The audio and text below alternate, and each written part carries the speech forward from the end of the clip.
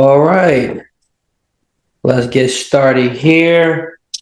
Welcome back, everybody, to Extraordinary Critic. My name is Brandon Taylor, and once again, we are back with another review discussion. And today, I'm with my good friend once again, Jacoby Smith. Yeah. What's good, y'all? Say RP to these ice cubes I just dropped on my carpet. Okay, anyway, and as you see back here, we're gonna be talking about a legendary movie, very impactful movie. Today, we're gonna be talking about Spike Do Lee. the Right Thing, a Spike Lee joint. You heard it here first.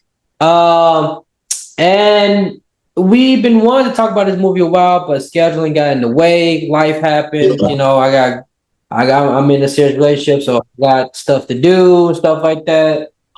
Kobe in school, so scheduling got in the way of that. But now, since we are free and we are here, let's get into it. Do the Right Thing, directed by the great Spike Lee, came out in 1989. This was his third movie, I believe. And he was surprisingly only 32 when he wrote, directed, and produced this movie. Are you okay, Jacoby? You ready? Yeah, I'm good. I thought he was younger. No, he was 32. He was 29 when he did She Gotta Have It. And then he was 32 when he did this movie. So a very young age. And this movie was a game changer, man. It was a game changer. I think he said like "Do the Right Thing" was in competition with the Batman when it came out. Which one? The '89 one. Which Batman though? That was Michael Keaton or something. Yes, with Jack Nicholson Joker came out at the same time. So what is "Do the Right Thing" about? So "Do the Right Thing" is about Brooklyn neighborhood, and it's the hottest day in that area. It's probably 90-something degrees. It's sweaty. Everybody's in each other's faces. And it's about racism in the Brooklyn neighborhood. Yeah. And the thing that makes Do the Right Thing very special is that it's not about black and white. It's about all race that live in the neighborhood. You got Latinos, you got your Asians, you got your Italian whites, you got your white American white cops, and you got the black people who live in Brooklyn. So, for an indie movie that's has a cool premise, tensions are rising between all these characters. This is the type of movie that that's indie filmmakers, should study and watch because it's very low budget. I won't say very low budget, but it's low budget. And not only that it's low budget, but like I said, the premise is so cool. The characters are great. It's the locations are not this world. It's really about this neighborhood. But what makes this movie special is that the movie has a special message in the neighborhood. The neighborhood represents America and racism in America, and how even was it 30 some years later now, 35 years later now, things haven't changed. Everything's still the same. I also like that this movie is not preachy at all. It's not preachy. It's not trying to give a Dr. King speech. It's just tells you how it is. It's very uncomfortable. It's a very uncomfortable movie. It's in your face. It's unapologetic about the message that it's trying to send.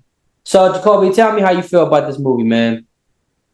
This is one of my favorite movies, like ever. Like I can sit through this movie like at least like I can sit through this movie any time of the week. I can sit through this movie every week. I could watch this movie like it's the first time I've been watching it. I see new stuff watching this movie every single time. It's a good comfort movie for me. Real vibrant. I love everyone's performances in this movie for real, for real. I like how he did this.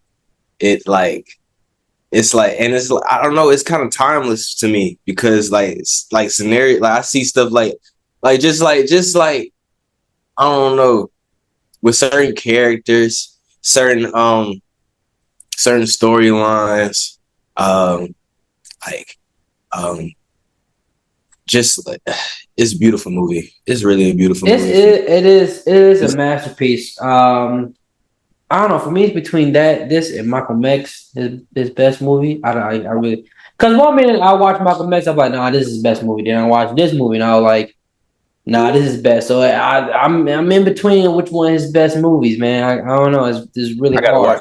watch Malcolm X. You gotta watch Malcolm X, because Malcolm X is a terrific movie.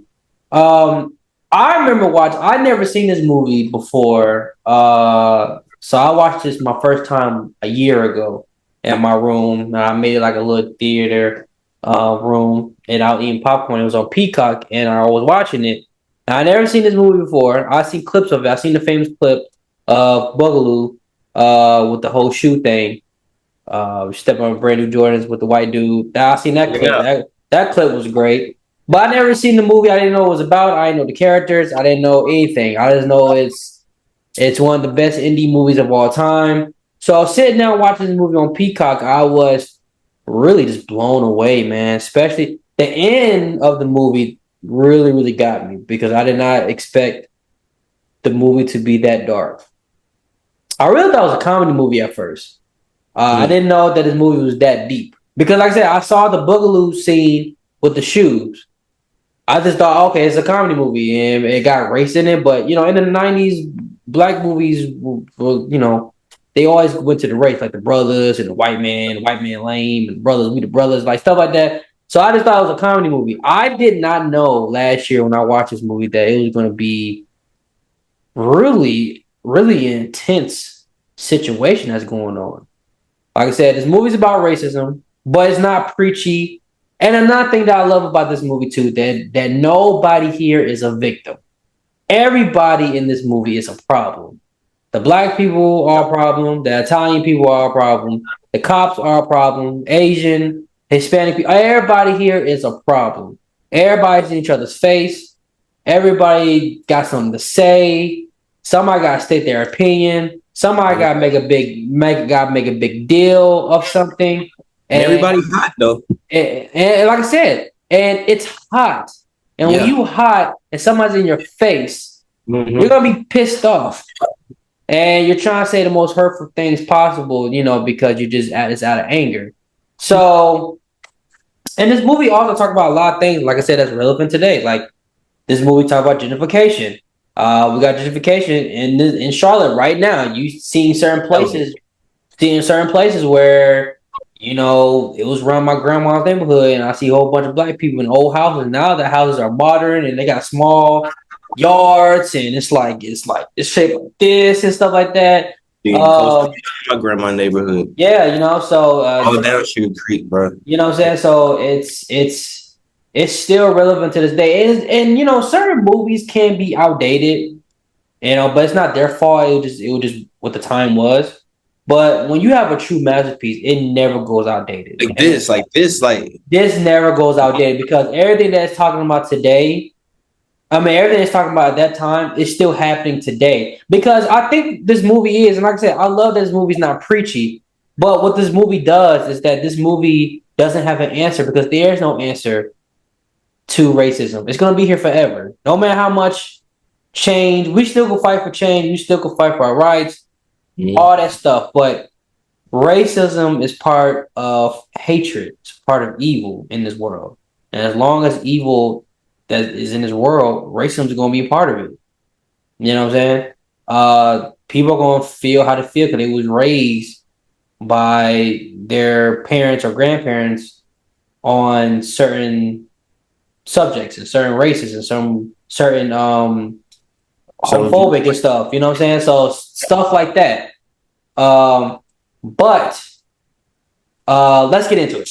So Sal, that actor who plays Sal, may he rest in peace. He died in 2016. He was in Harlem Nights as well. He did a tremendous job playing Sal. He has two sons named Vino and what's John Turturro's name? name. Danny Aiello, saying his name wrong. Plays Sal. Oh, Pino. John Turturro played Pino, and he got another son. Named Vito. Yeah. They own the pizzeria spot, Sal's Pizzeria in Brooklyn. And let's talk about Sal right quick. Jacoby, do you think Sal is racist? Yeah.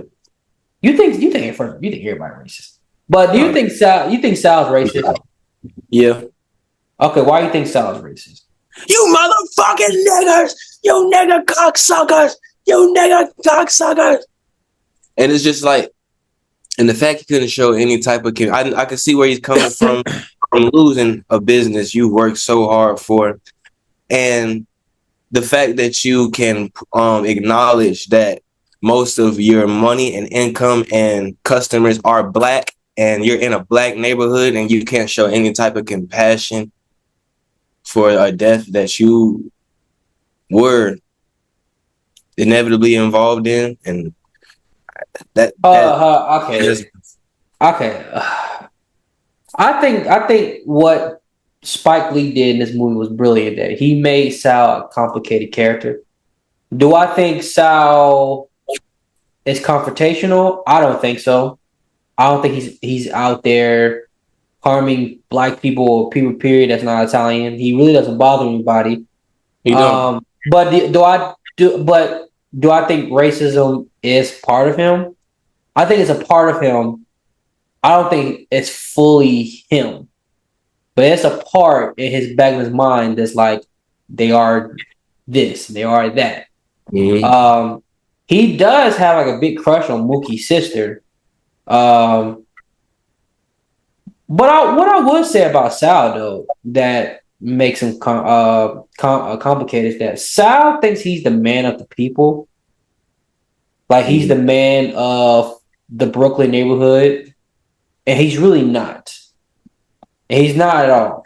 And when you watch this movie, you understand why this Italian family is in this black Brooklyn neighborhood or Hispanic neighborhood, whatever. And the reason why he's in the neighborhood is because there's a pizzeria in every Italian neighborhood. So he don't want to compete.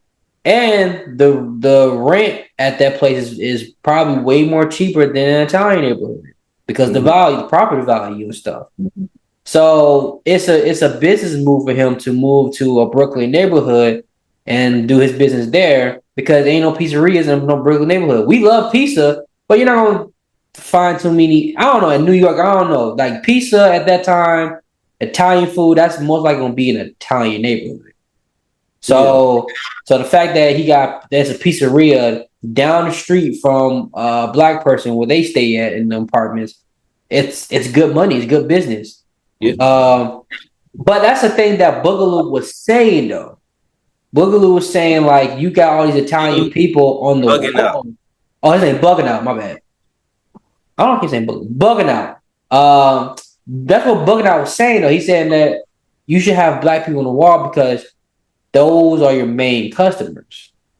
You know what I'm saying? You say you're the man of the people, but you're not putting black people on the wall. You got all these Italian figures on there. I mean, but you gotta see both points though. Because he is an Italian American. He's a white Italian American. You know, that's his culture. You know, and it's his pizza shop. But what's his name again? Bugging Out. Bugging Out was right. He was like, but we the one that keep you in business. We the one that put food on your table because we're your main customers. We don't see no Italians walking in here because ain't no Italians in that Brooklyn neighborhood. It's only Hispanic and black people. So Bugging Out was a problem too, though. Honestly, but Bugging Out got on my nerves a lot. He was bugging. But he got on my nerves a lot. He had some good points, but he was going about it the wrong way. And when I said in somebody's face, that's the character I think of when I say somebody's gonna be in your face. He's always popping out of nowhere, just in your face. Breath probably stinking, and just and with that freaking hair looking like a Muppet, just in your face about something, man. And it's like, shut up. It's too hot. Uh, It's too hot to be talking about this, man. bro. I think Spike Lee did a great job playing Mookie though.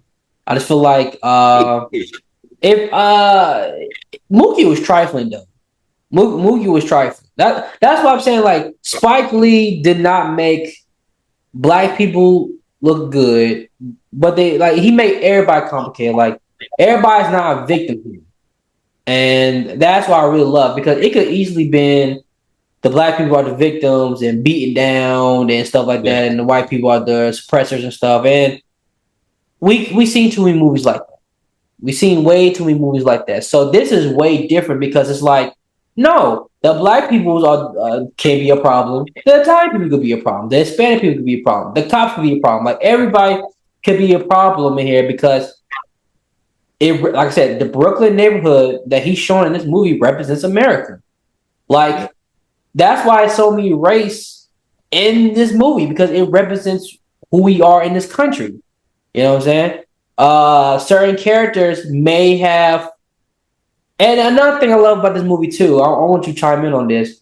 I like how did you feel about Spike Lee writing these characters where like these characters once they stop being angry and aggressive, when they sit down and they have one-on-one conversations, you start to understand their point of views, but you also breaking down their flaws and their holes in their arguments. Like, how did you feel about that? It was pretty good. I really like how he did it because I was just thinking about how like the movie really likes to touch on like the two like the two sides of the coin type of thing. And it's almost like it's it was I'll call it genius. It was genius. It was genius, but that scene where Pino and Mookie were talking, Yeah. and Pino kept like not stuttering, but like he kept like Yeah. he kept like he didn't have a clear answer when Mookie pointed out Proving his his point. bullshit. You know what I'm saying? He was like, who's your favorite basketball player? Magic Johnson. Who's your favorite movie star? Eddie Murphy. Who's your favorite rock star? Prince. He like, Pino, all you talking about nigga this and nigga that, but all your favorite peoples are black. He said, well, they're not niggas, they black. But they're not niggas. It's like, man, make up your mind, man. It's like, well, are they niggas or not? Right. But that also shows you like you're just growing, you're born to hate. You don't really have a reason why you hate them. You just hate them because you were raised around people who say the shit that you're saying now. Mm-hmm. Because let's be honest, we've seen the gangster movies, we've seen the Godfather, the Goodfellas, and we've seen the Italian cultures and stuff like that, and they don't like black people. Mm-hmm. We just talked about Bronx Tale. It was just not too long ago about that, and how that movie talks about racism and how Italian kids hated black people. And when you look back on it, that's where Pino and Sal, the Italian, that's what they do at that time. That's how they talk. And Pino picked that up, and it's like, yo, Pino is really that character that really cares about what his people think of them. He really don't like the fact that they're in the Brooklyn neighborhood. He said, why don't we just sell this place, let's get another one, man. Let's get out of this neighborhood. Because Pino really cares about what his Italian people think of them going to a black neighborhood.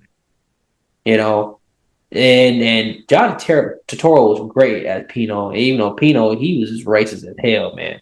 He was really racist. Like Sal may be racist a little bit. He may have it's a part of him that has it in the back of his mind. But Pino is like, yeah, I don't like niggas. Like I don't like y'all. Like y'all troublemakers. I just don't like y'all. And stuff like that.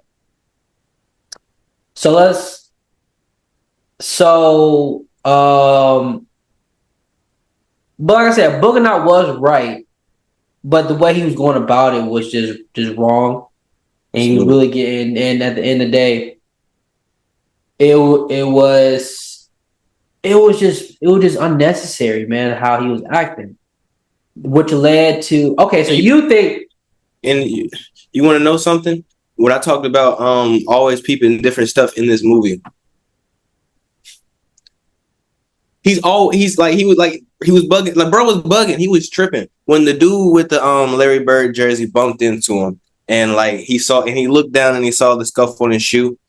If you go back and watch that movie, that scuff wasn't even on the shoe that was in the area of where the dude like bumped into him. It was on he the other already, side. he already had it. Yeah, That's a good point. So he was always a fire starter. Mm-hmm. So okay, let's get into some deeper stuff. So let's get into Radio Raheem. So spoilers, we won't get into it. If you've seen the movie, great. If you haven't, click off of it because we're gonna talk about the ending right now. So Radio Raheem gets killed. He gets choked out by the police. And like I said, the white police, they're racist too. Well, that one particularly is racist. I think he's the one that said early in the movie, he was like, look at them and what a waste. Yeah. Like I said, it's hot. And when it's hot and it's uncomfortable, you're uncomfortable, you're sweating and you're dealing with people, tension starts to rise and anger starts to boil up. Now, the cops, when they came, they were looking for something to kill. But the other cops were probably like, we'll beat them up a little bit, get our little frustration out. But that cop took it too far and choked out Radio Raheem. So you think Sal is one of the causes for the cops coming and killing Radio Raheem? That's what you saying? He could, well, not them coming, but he added flame to the fire, of course. He didn't try to jump in. He really didn't try to like stop him or anything. He didn't he didn't breaking his property.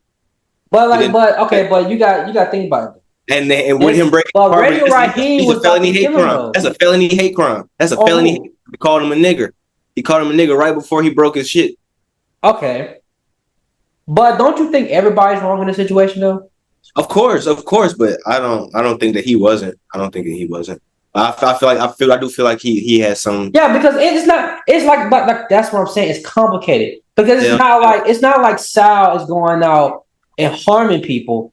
Mm-hmm. Those two guys came into his restaurant and started shit with him over the smallest things. And plus, Sal, all he asked Radio Raheem to do is turn down your radio when you go into somebody's spot, which is reasonable. Oh God! And the fact there is no music playing in that. Yeah, and the fact that you feel like you have to do it because who you are, that's a little arrogant on your part. You came into his place of business and you started with him. Yeah. Now I get it. He said the N-word and stuff, but I personally think, that the reason why he said that N-word and called him all that was because he was so sick and tired. And he was saying the most hurtful things out of his mouth out of anger. Yeah. I don't think he fully hates black people. Right. But I do think that he's not the man of the people. I don't think he's not the way he thinks he is. He's not really the man of the people. Because in this movie, there's even a segment where where Radio Raheem, he's passing through the Latin side of the neighborhood, and yeah, they bump heads for a little bit, but with him playing like the loud music around them, they turn it and they don't even turn it into like nothing even too serious. Like they even say like, "You got it, bro." Well, because Radio Raheem is the man in the neighborhood. He's the one that has the biggest radio. So no radio can outplay his radio. So he has a rep for that.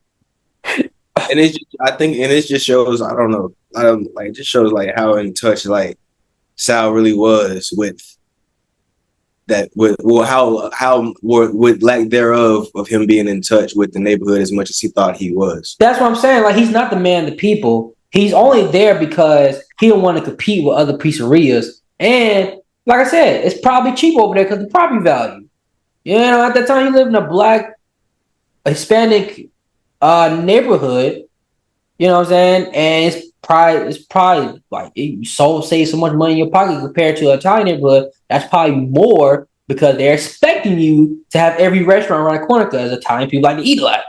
Mm-hmm. So, like I said, I think everybody was wrong in the situation. He shouldn't have broke the man's radio, but he just did it out of frustration, out of anger. He should have said what he said. But Radio Raheem, he's at fault too for his own death. Like he's at his own. Like everybody's wrong, but he did not deserve to die. Even though Ray Raheem to me wasn't. And fault for his own death is a stretch. Huh? And fault for his own death is a stretch.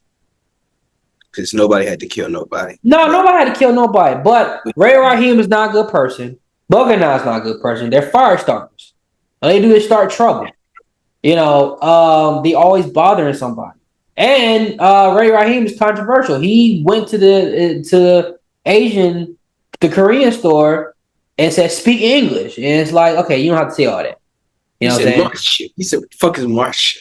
You know what I'm saying? So that's what I'm saying, man. You know what I'm saying? Like I said, the movie itself is brilliant because like it's just like everybody is a problem. Because why everybody's a problem? Because nobody sits down and really discuss racism. They just go at each other and respond and react. And every time you do that, bad stuff happens to people.